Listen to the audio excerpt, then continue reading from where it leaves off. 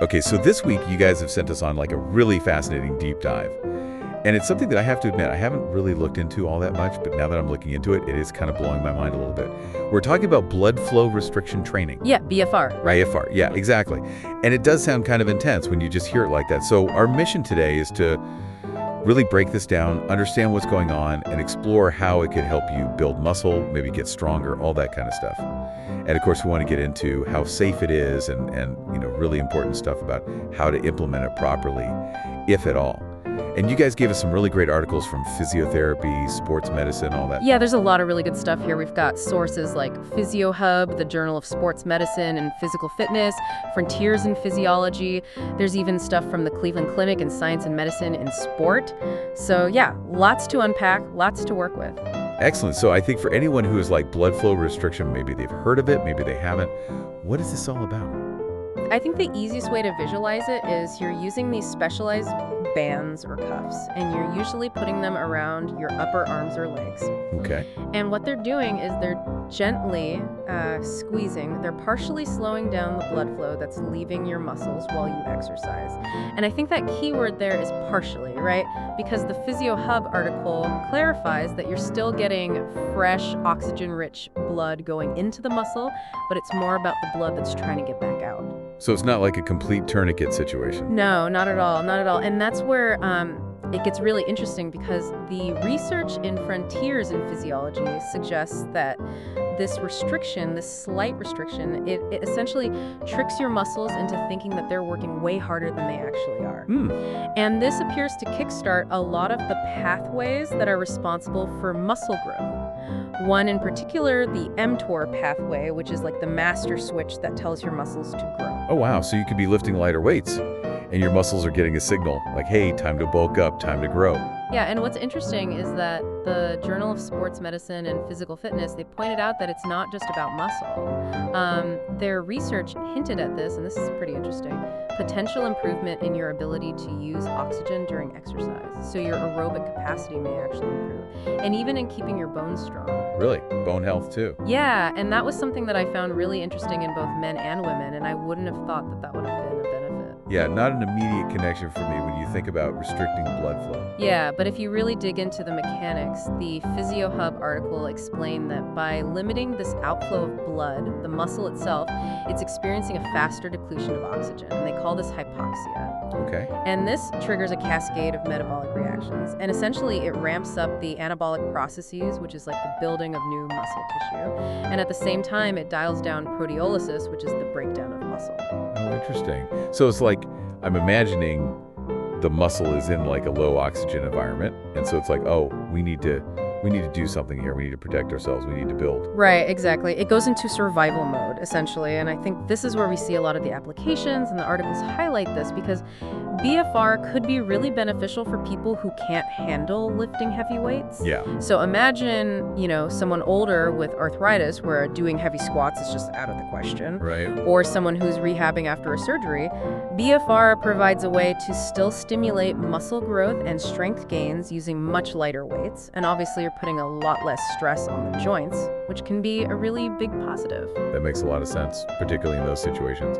So what kind of benefits are we seeing in the research? What did the studies find when they actually put BFR to the test? I think the Journal of Sports Medicine and Physical Fitness is really a great source for that, because they did studies with athletes, and what they found was that when these athletes incorporated BFR into their traditional resistance training, they saw these significant increases in muscle size. Wow. And noticeable improvements in their strength, and even enhanced performance in their sport, which is amazing. I mean, that's a powerful combination. Yeah, so it's like you're adding it in and you're getting that extra boost. Exactly. You're amplifying things, and the Physio Hub piece reinforced this as well. They emphasized that BFR can kickstart this muscle growth without needing that significant tissue breakdown, that overload that you often get with very heavy lifting. So this is why it's becoming such a valuable tool in the rehab world, because you can strengthen muscles around an injury without putting excessive strain on those healing tissues.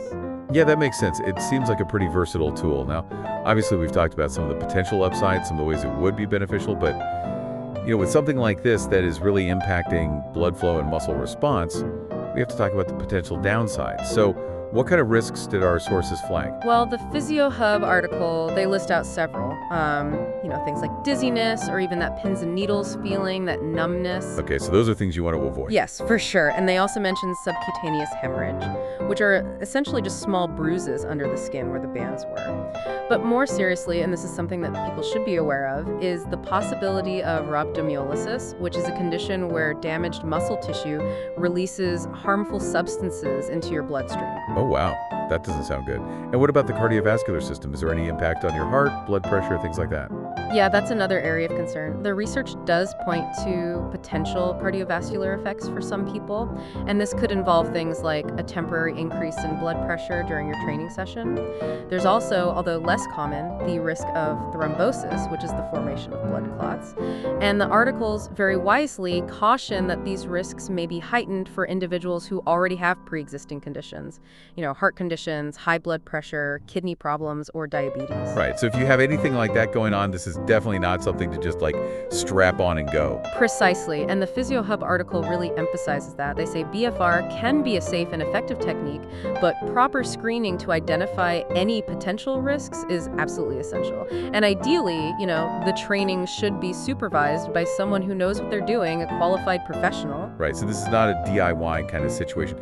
And also, I know that our sources mentioned some situations where this is a complete no-go. There are certain people who should absolutely not be doing BFR. Yeah, absolutely. And I think the Cleveland Clinic provided a really clear list of what they call contraindications. So basically, things that rule you out from BFR. And they say that BFR should not be used if you're pregnant, if you have any kind of active infection, if you have a history of blood clotting disorders, if you have recently fractured a bone, or if you're currently undergoing treatment for cancer. So those are all absolute no-nos. Okay, so really important list to keep in mind there. Now, let's say you are a suitable candidate, you've been screened, you're good to go. What about actually implementing BFR? How do you do it right? Well, the Journal of Science in Medicine and Sport had some good insights here. They highlighted that using what they call low-load BFR training can be really effective at creating that stimulus that makes your muscles grow. Okay. And this can be either in addition to your regular strength training or even as a replacement when heavy lifting is not an option. Okay, interesting. So it's still giving you that overload, but without actually having to, pile on the weight. Right, and the cool part is you're not causing significant muscle damage in the process. Now, what about these bands? How tight should they be? Because that seems like a really crucial detail. Oh yeah, the Physio Hug article gives some general guidelines for that. For your arms, they suggest aiming for a restriction level and about 30% to 50% of your full blood flow occlusion, so you're not cutting it off completely. Right. And for the legs, it's a little bit tighter. They recommend around 50% to 80%. Okay, so how do you even know if you're in that range? Is it some kind of special device? I mean, there are specialized devices that measure the exact pressure, but in practice, a lot of it comes down to your perceived tightness.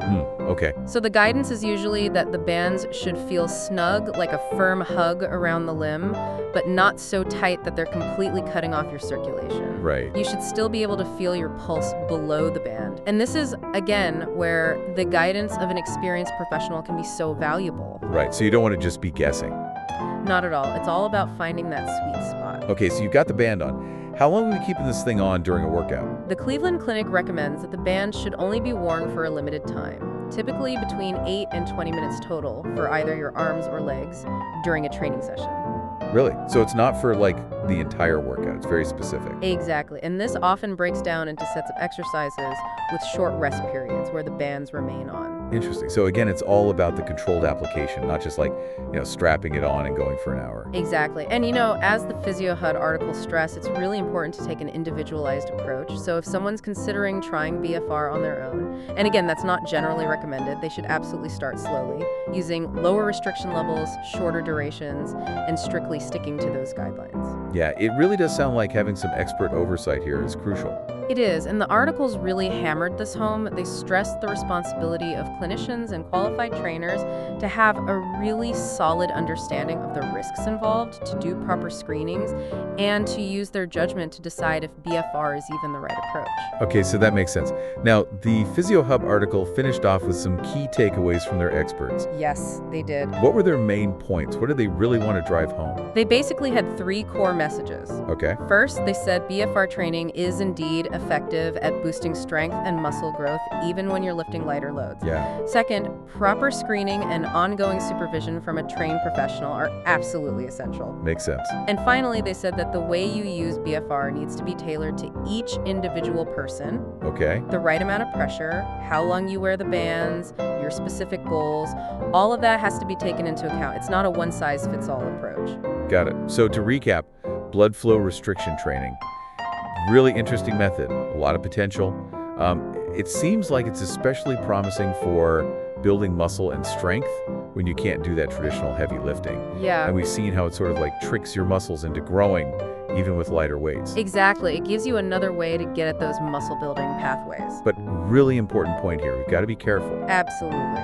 You know, dizziness, numbness, rupture hemolysis, cardiovascular issues, all these things are possible. Especially if you have pre-existing conditions. Exactly. And we talked about those contraindications from the Cleveland Clinic.